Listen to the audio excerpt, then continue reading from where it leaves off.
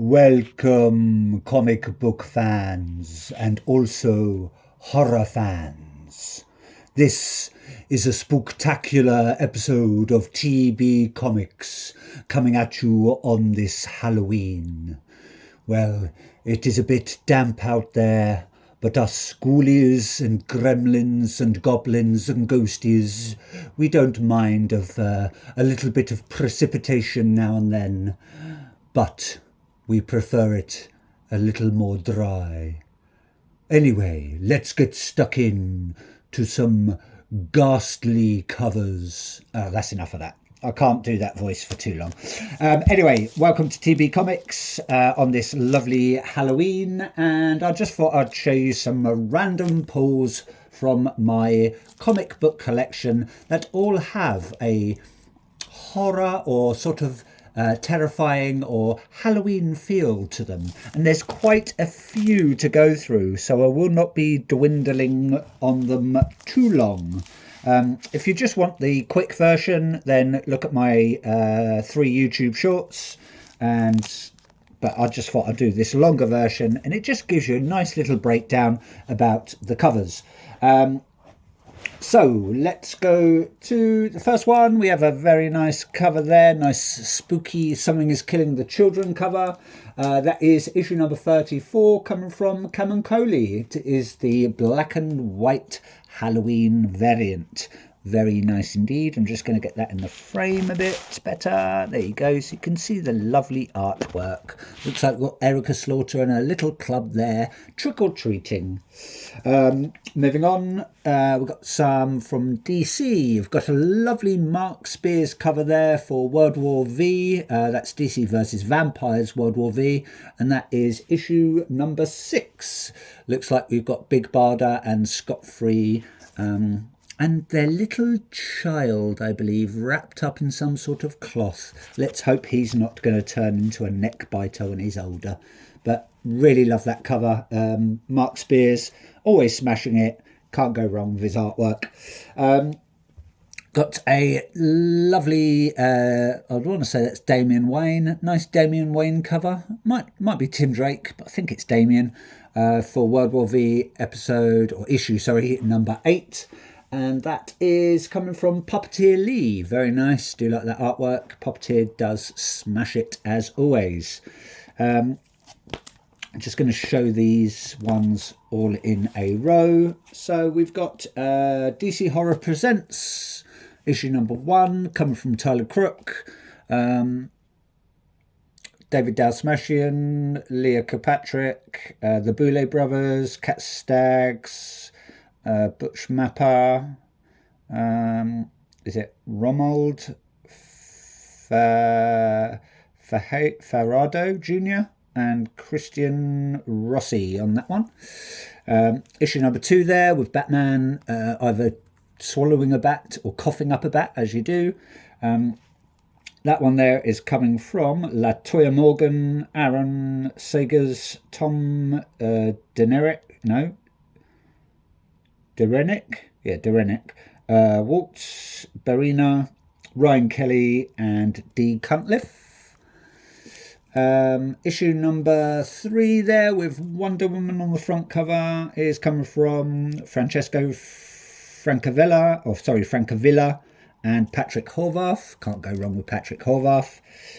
And then the last one with one of the Green Lanterns. I'm not sure, maybe Carl Rayner or someone. It's come from Patton Oswalt, Jordan Blum, Brendan Hay, Steve Kostanaski, Danny Ells, Logan Faber, and João Canola.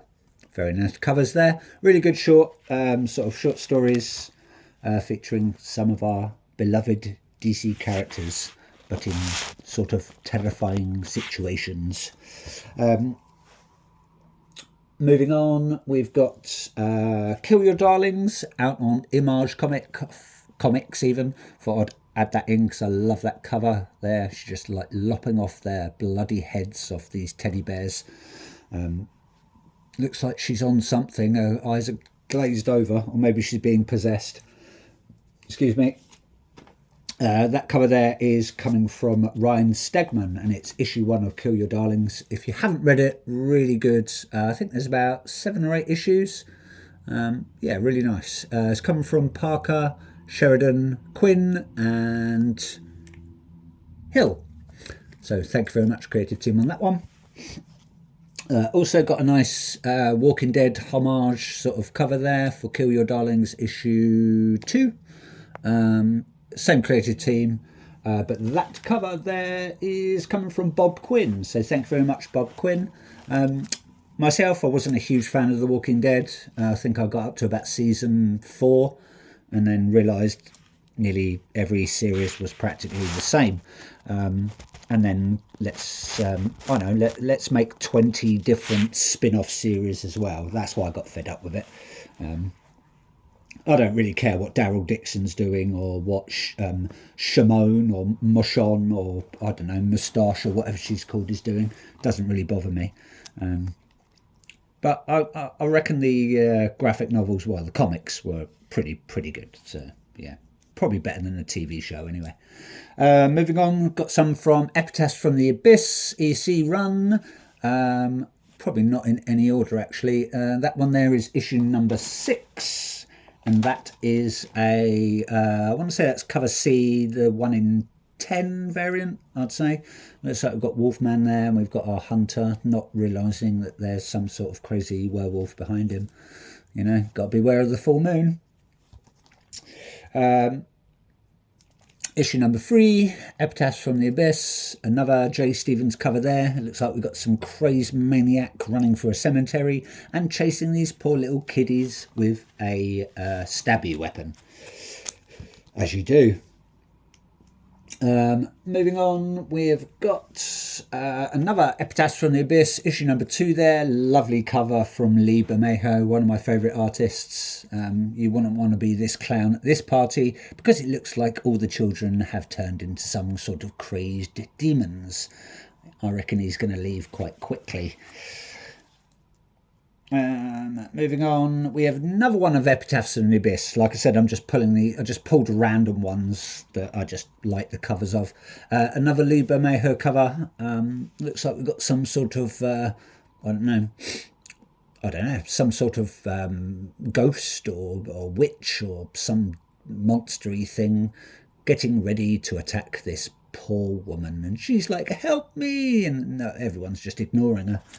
I wouldn't want to mess with this thing, you know, scary business. Moving on to DC again, we've got a lovely foil variant from Francesco Mattina. I'm going to move this out because it's sort of getting quite large, the stack. Like I said, another nice foil cover from Francesco Mattina, another one of my favourite artists. Looks like we've got one of the Green Lanterns there being turned into a vampire with all of his pals and that. Really good run. Just reading All Out War, which is like the sort of second arc of DC versus Vampires. Not as good as the first arc because it's done in black, white and red and a bit of grey, and I'm not a huge fan of that because it just doesn't look right, especially when you've gone from colour to that. So hoping that DC versus Vampires World War V will be going back to the normal format. Fingers crossed. Lovely cover there from John Jiang for issue number 8. Looks like got Wonder Woman turned into a manky sort of vampire. She doesn't actually look like that in the comics, by the way. I wish she did, actually. That would be really good. Her walking around with that mouth would be quite disgusting. I think that's like a 1 in 25 variant or something like that. But sorry, can't really see it. It's you can sort of get the picture anyway. She looks a little bit like Predator anyway. We've got a couple from Feral because they're lovely horror movie poster homages. Got that one from issue number 1 coming from Tony Fleeks and Trish Forstner. That is the Dawn of the Dead homage cover. We've got issue number 2, which is a lovely Nightmare on Elm Street cover. And again, that's come from Fleeks and Forstner. I remember reading this when I was a kid, and I believe it's still going. The old Fangoria magazines. I used to love going into my sort of, it was sort of a weird sort of horror-y shop, cross fancy dress, cross record shop, and they used to sell these, and I used to just stay in there for ages, just flicking through and seeing what new horror films were out and stuff like that. It was great. I haven't read Fangoria in years, so rabid cats, can they be stopped? Who knows, eh? Who knows indeed. Again, coming from Fleeks and Forstner. And then the last one, we have a nice Friday the 13th homage variant for Feral, issue number 13, obviously. And again, coming from Fleeks and Forstner. I'm not going to explain that because it does exactly what it says on the tin.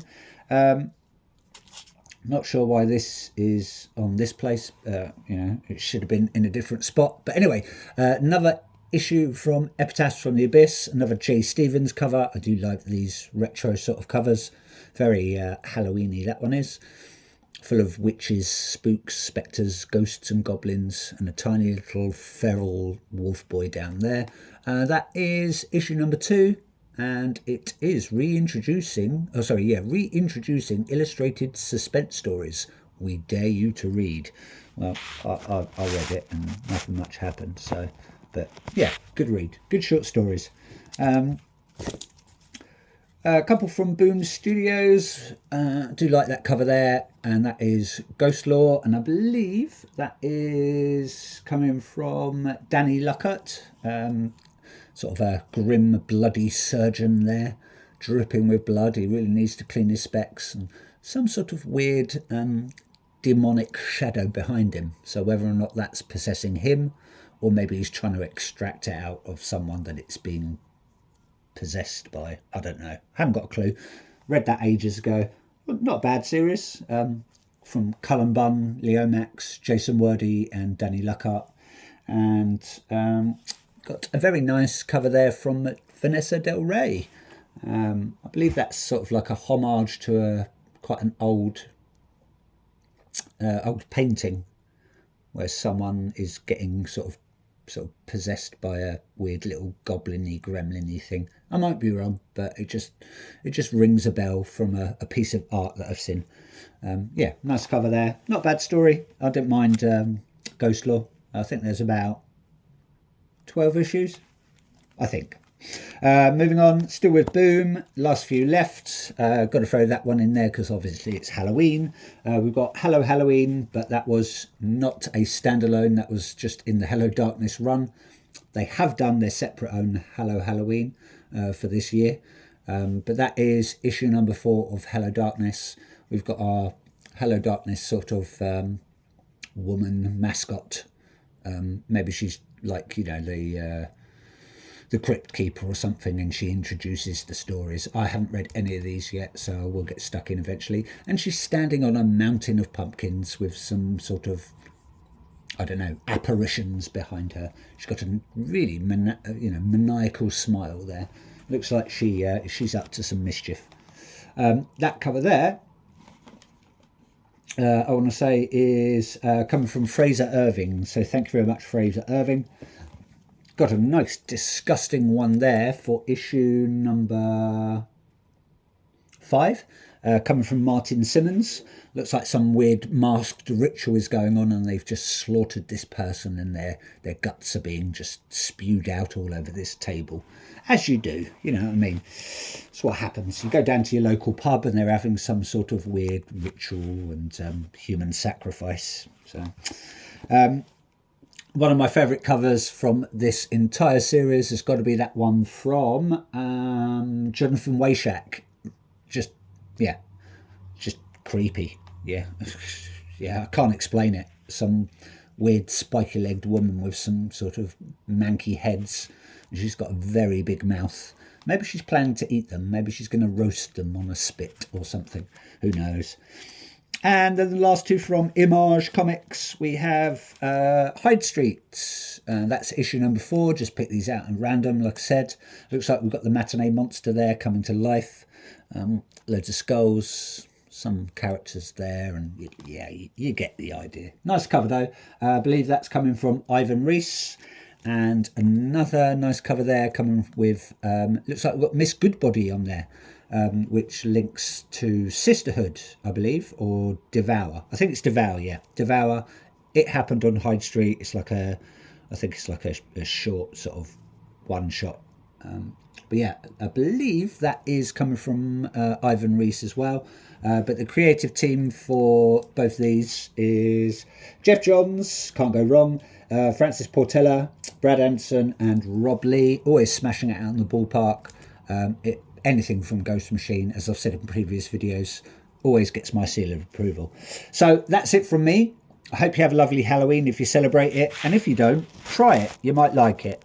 It might be better than other religions, even though Halloween's not technically a religion. And if you do, have fun. Watch some horror films, read some horror comics, do all the stuff that everyone does on Halloween if you celebrate it. And yeah, bye bye for now.